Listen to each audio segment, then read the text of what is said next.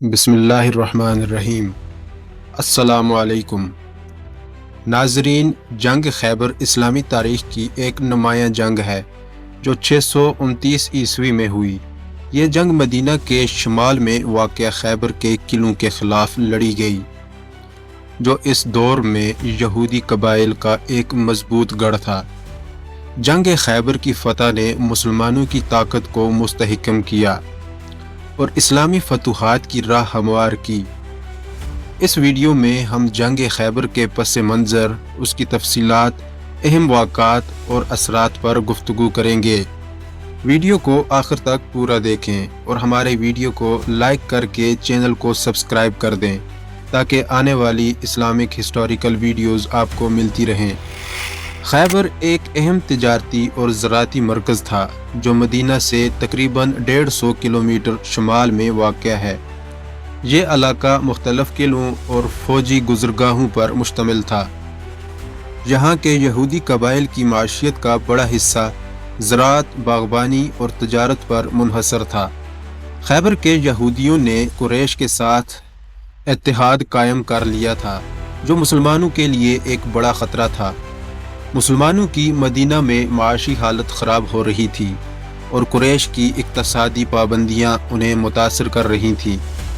اس صورتحال میں مسلمانوں کے لیے ضروری ہو گیا وہ خیبر کے یہودی قبائل کی طاقت کو توڑ دیں۔ جنگ خیبر کی تیاری رسول اللہ صلی اللہ علیہ وآلہ وسلم کی قیادت میں شروع ہوئی۔ آپ نے اپنے صحابہ سے مشاورت کی اور انہیں خیبر کی فتح کے لیے تیار کیا۔ مسلمانوں نے اس جنگ کی تیاری کے سلسلے میں اسلحہ اور خوراک جمع کی اور جنگی حکمت عملی واضح کی۔ مسلمانوں کی فوج میں مختلف قبائل کے لوگ شامل تھے جو اپنے ایمان کی خاطر لڑنے کے لیے تیار تھے۔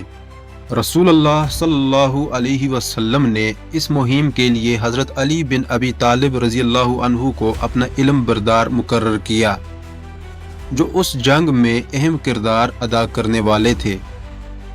مسلمانوں نے خیبر کی جانب پیش قدمی کی اور قلعہ خیبر کے قریب پہنچے۔ جب انہوں نے قلعوں کو دیکھا تو یہودیوں نے اپنے دفاعی انتظامات شروع کر دیے۔ جنگ کا آغاز مختلف قلعوں کے ساتھ ہوا، جن میں سب سے پہلے قلعہ نعم اور قلعہ قموس شامل تھے۔ مسلمانوں نے قلعہ نعم کا محاصرہ کیا، جہاں یہودیوں نے سخت مزاحمت کی۔ قلعہ نعم کے مضبوط دفاع کی وجہ سے مسلمانوں کو کافی محنت کرنی پڑی، لیکن بالآخر مسلمانوں نے صبر و استقامت سے کام لیتے ہوئے قلعہ کو فتح کر لیا۔ اس فتح نے مسلمانوں کے حوصلے کو بلند کیا اور انہیں مزید کامیابی کی راہ پر گامزن کیا۔ قلعہ قموس کی جنگ بھی ایک فیصلہ کن لڑائی تھی۔ یہودیوں نے قلعہ کی حفاظت کے لیے اپنی تمام طاقت لگا دی۔ مسلمانوں نے کئی دن تک محاصرہ جاری رکھا۔ اس دوران کئی صحابہ نے شجاعت کا مظاہرہ کیا، جیسے حضرت علی رضی اللہ عنہ، جنہوں نے دشمن کے خلاف بہادری سے لڑائی کی۔ آخر کار مسلمانوں نے قلعہ قموس کو بھی فتح کر لیا۔ یہ فتح اس بات کا ثبوت تھی کہ مسلمانوں میں عزم و ہمت کی کمی نہیں ہے اور وہ اپنی سرزمین کی حفاظت کے لیے ہر قربانی دینے کو تیار ہیں۔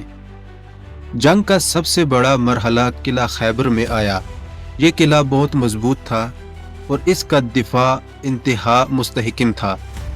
مسلمان اس قلعے کا محاصرہ کرنے کے لیے روانہ ہوئے۔ قلعہ خیبر کا محاصرہ ایک بڑی جنگ کی شکل اختیار کر گیا۔ مسلمانوں نے قلعہ خیبر کے گرد گھیراؤ کر لیا اور اس کا محاصرہ جاری رکھا۔ کئی دنوں کی لڑائی کے بعد مسلمانوں کی شجاعت اور حکمت عملی نے قلعے کے دفاع کو توڑ دیا۔ قلعہ خیبر کی فتح نے اسلامی تاریخ میں ایک نئے باب کا اضافہ کیا۔ جنگ خیبر میں حضرت علی بن ابی طالب رضی اللہ عنہ کی شجاعت کو خاص طور پر یاد رکھا جاتا ہے۔ رسول اللہ صلی اللہ علیہ وآلہ وسلم نے انہیں قلعہ خیبر کے حملے کے دوران علم دیا اور ان کی قیادت میں مسلمانوں نے قلعے کو فتح کیا۔ حضرت علی نے دشمن کی صفوں میں گھس کر انہیں بکھیر دیا اور قلعہ کے اہم حصے پر قبضہ کر لیا۔ حضرت علی کی بہادری نے انہیں نہ صرف اس جنگ کا ہیرو بنایا بلکہ اسلامی تاریخ میں ایک مثالی شخصیت بھی قرار دیا۔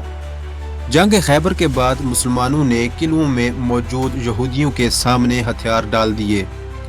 ان کی ہار نے اسلامی ریاست کی طاقت کو مزید مستحکم کیا۔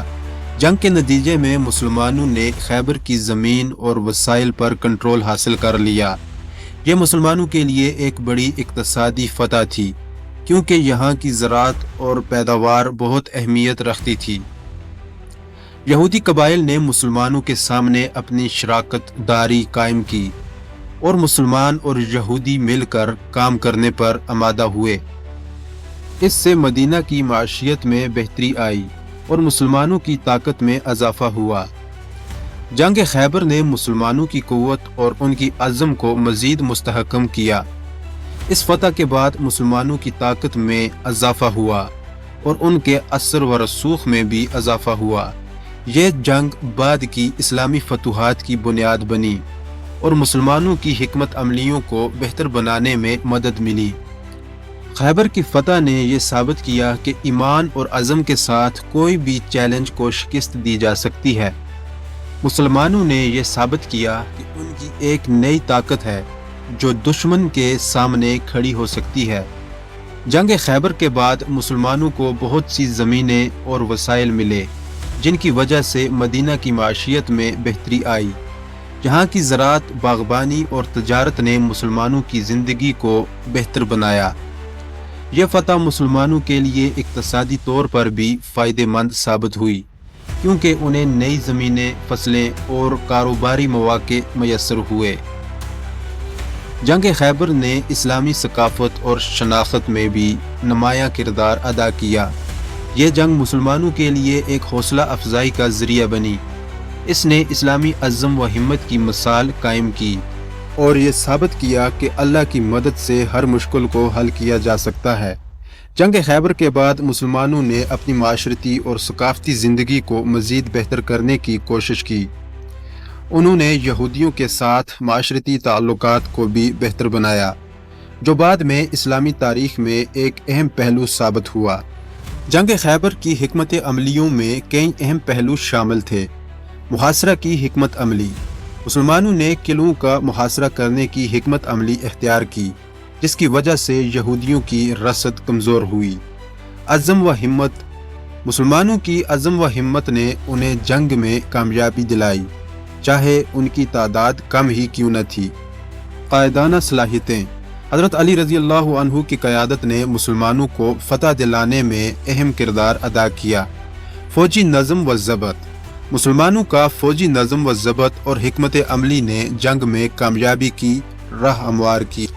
جنگ خیبر اسلامی تاریخ کی ایک اہم جنگ ہے جو مسلمانوں کی فتح، عزم اور شجاعت کی مثال ہے۔ یہ جنگ نہ صرف فوجی اعتبار سے اہمیت رکھتی ہے بلکہ اس کے اقتصادی و ثقافتی اثرات بھی دور رس تھے۔ اس نے مسلمانوں کو ایک مضبوط بنیاد فراہم کی جس پر انہوں نے آگے بڑھ کر اسلام کی توسیع کی۔ یہ جنگ ہمیں یہ سبق دیتی ہے کہ اتحاد، عزم اور شجاعت کے ساتھ کسی بھی چیلنج کا سامنا کیا جا سکتا ہے۔ جنگ خیبر کی فتح نے یہ ثابت کیا کہ ایمان اور حوصلہ انسان کو کامیابی کی راہ پر گامزن کر سکتا ہے۔